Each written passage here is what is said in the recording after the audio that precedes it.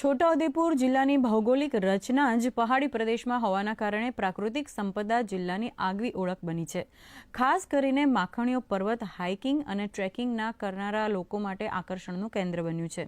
જમીની લેવલથી અંદાજે 2000 ફૂટની ઊંચાઈ ધરાવતા માખણીયા પર્વત પર 2 મોટા કુદરતી તળાવ આવેલા છે, જેમાં ભર ઉનાળામાં પણ પાણી સુકાતું નથી. તો વિવિધ કલરની માછલીઓ પણ આ તળાવમાં જોવા મળતી હોય છે.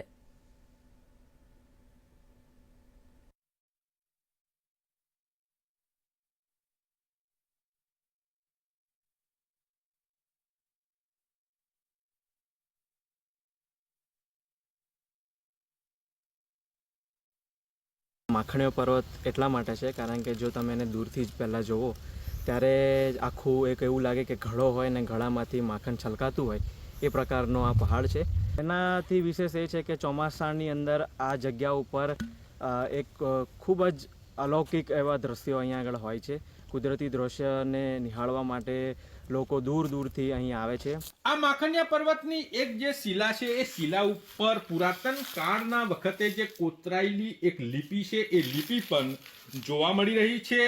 એ ઉપરાંત આદિવાસીઓના દેવસ્થાનો, ગુફાચિત્રો અને ભગ્ન અવસ્થામાં જે પ્રાચીન સમયના અવશેષો છે અવશેષો આજે પણ મોજૂદ છે. પ્રાકૃતિક સૌંદર્ય ધરાવતા આ માખણીયા પર્વત ઉપર દૂર દૂરથી પ્રવાસીઓ આ પર્વતની મુલાકાતે આવી રહ્યા છે. રાજેશ રાઠવા, દૂરદર્શન સમાચાર, છોટાઉદેપુર.